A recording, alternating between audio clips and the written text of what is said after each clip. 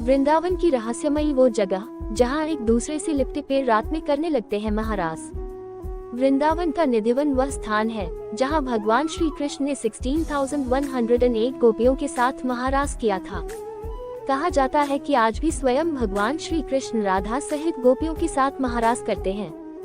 इसी स्थान पर महारास, जो भी इस महारास को देख लेता है वह जीवित नहीं रहता, किसी को कुछ भी बताने के काबिल नहीं होता है।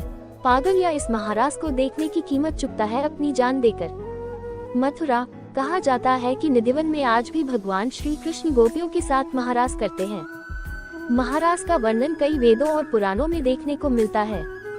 इसका प्रमाण ये भी माना जाता है कि निधिवन में बने भगवान के रंग महल में राधा जी के श्रृंगार के लिए रात्रि में रखे गए श्रृंगार के वस्तुएं सुबह रंग महल खोलने पर देखते हैं तो रखा गया श्रृंगार के सामान इस्तेमाल मिलता है।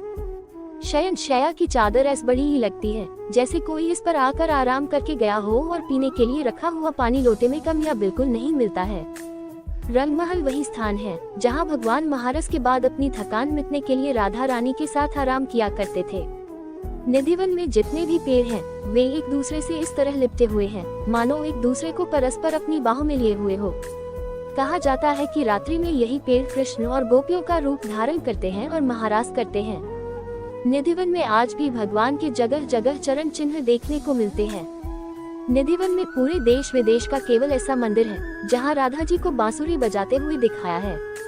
इसके पीछे की कथा यह है कि राधा जी को भगवान की बांसुरी से जलन होने लगी थी तो उन्होंने भगवान की बांसुरी को चुराकर उनसे दूर करना चाहा था, क्योंकि जब भगवान अपनी बांसुरी को बजाते थे तो सभी गोप गोपिकाएं और गायें उस स्थान पर आ जाती थी, जिससे जो राधा जी की कामना होती कि भगवान के साथ वह अकेले में कुछ क्षण बिताएं। इसलिए उन्होंने भगवान की बांसुरी को चुराकर ये देखना चाहा कि यदि मैं भी इस बांसुरी को बजाऊं तो क्या गोप गोपियां आदि आते हैं या नहीं। लेकिन ऐसा नहीं हुआ तो राधा जी ने स्वयं बांसुरी को भगवान से क्षमा मांगते हुए वापस कर दी।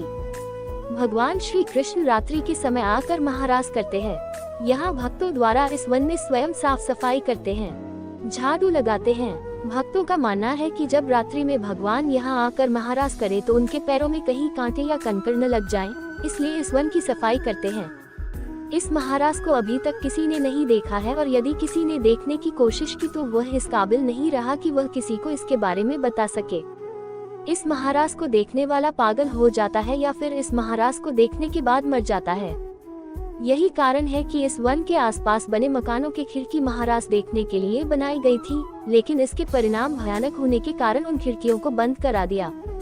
इस महारास को देखने की हिम्मत इंसान तो दूर वरन यहाँ रहने वाले पशु पक्षी भी नहीं करते हैं। यहाँ रहने वाले बंदर भी रात्रि में निकल जाते हैं। यदि गलती से भी कोई यहाँ रात्रि में रह जाता है तो उसे इसकी कीमत अपनी जान देकर चुकानी पड़ती है। भले ही भगवान श्री कृष्ण ने द्वापर में यहाँ महारास किया हो, लेकिन भक्तों का मानना है कि आज भी यहाँ आकर भगवान महारास करते हैं।